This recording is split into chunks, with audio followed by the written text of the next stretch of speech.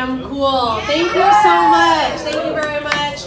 Growing up, I was so excited to get boobs because my mom has big boobs, and so I was like, those are coming to me. So every day I'd wake up and run to the bathroom and be like, one day these kernels are gonna pop. And my boobs will just be here, you know? And I thought that every day of 13 until my mom sat me down and was like, Rachel, you will never have big boobs because my boobs are fake.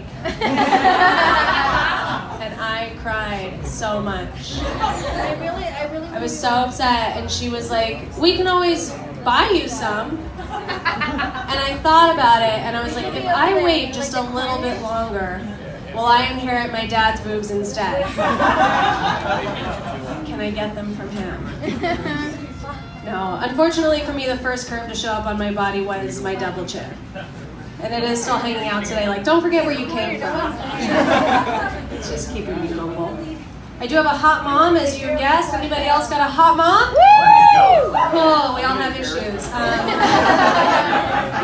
Having a hot mom is fine until people try to hit on the both of you. And I'm like, what? What's happening here? Are you guys sisters? It's like, you don't need to nag me to get to her. Just go for it. I already don't want to be here. And what does this guy think is going to happen? My mom's going to be like, oh, this man's trying to fuck my daughter. I'll show her. I think so. This is good. They're comfy. Don't worry about it. Oh, she's fucking comfortable, dude. What's up? We're so comfy. I also have a bubby. That's my grandma. She's 98. Very fucking old. She's a little bit of a movie buff. She saw one movie last year. That movie was Dunkirk. Her review of Dunkirk, it's not how I remember it. Bubby's been trying to get me to watch Fiddler on the Roof for 3 years. She's been like, you gotta watch Fiddler. You need to connect with your roots. You need to understand your history. And I'm like, I see homeless people singing all the time. I get it. My grandma lately has been trying to point out similarities that we have. I think she feels like it'll keep her alive longer.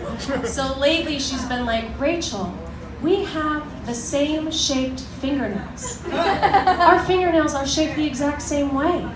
And I'm like, that is so cool. I share a coke nail with my grandma.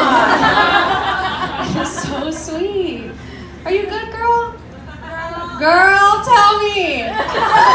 Do you come here right now? I'm beyond. She's beyond. I'm thrilled for you. I can't wait to jump off the stage and join you. In between the two of you, just a little snuggle sesh. A little comfy, a little frisky. I've also got a very eccentric dad. He used to rock one diamond stud earring for 20 years. That was his accessory of choice, yeah. Until after his third marriage, and he swapped it out for a simple silver hoop. And the whole family was like, oh shit, Scott's in a crisis. There is no greater distress signal than a man in a hoop. Any men in hoops here? Everyone to my dad was like, do you need a hug? And it turns out he just needed to get married for a 4th time. So he went and he did that. I actually found out that my dad was engaged for the 4th time through Instagram. You guys too? So many people are like, what are millennials doing on the internet? But like, what is my dad doing on the internet? He's the real problem here. All my friends were like, you're gonna watch your dad get married for the 4th time? And it's kind of like when a movie comes out with too many sequels and you're like, I already know how that one's gonna end. I don't have to go. We don't have to go see it again. Right now it feels like my dad takes to getting married like he's throwing a festival. He's like, Rachel, we're doing it again in the desert this time. Get your tickets now. It's gonna be great. Seeing my dad in so many relationships, definitely changes my outlook toward relationships. Like right now, I have a friend who's dating someone I don't like, and I want to tell her, but it feels mean to say, even though I know it isn't. It's like I want to tell her that she has a little food in her teeth, and I would be like, honey, it's just right there. And she'd go, oh, what is it? And I'd go, I don't know, but it looks like spinach and your dad. And it looks like both those things. I'm not going to tell her, though, because I'm a good friend, but I just know that in 5 years she's going to wake up and be like, why didn't you tell me? And I'm going to have to be like, you told me you loved having spinach in your teeth. You said having spinach in your teeth was the love of your life. Posted it on Instagram. Can't stop talking about the gram. Love the platform. I am in a perfect relationship, however. Very much. No, I'm just kidding. It's a fine relationship. It's fine. We've been dating for almost 3 years, which is cool. We met on Tinder, which is awesome, but it does feel like it completely ruins my chances at winning the lottery. And right now I could really use the money. I am happy to be in a relationship. I remember when I was dating, I went out on a date with this guy, and I went to park, and he was like, "Whoa, you can parallel park? That's hot." And I was like, "You think it's hot I can parallel park? Just wait to see the words I can read and write." I'm gonna blow your mind. When I first met my boyfriend, I learned that he was in a punk band. And I was like, I thought I was done having to pretend to like Blink-182. But I guess the 90s are back, so let's do it.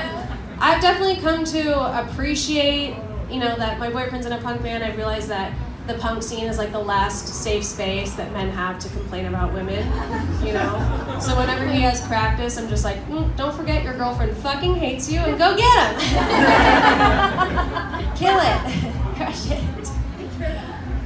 We have been dating, like I said, for almost 3 years, which is cool. When we got together, my boyfriend made up this rule, which I think if you guys want to take this home with you, you can. It's kept us both pretty happy. The rule is that whenever he comes once, I come twice.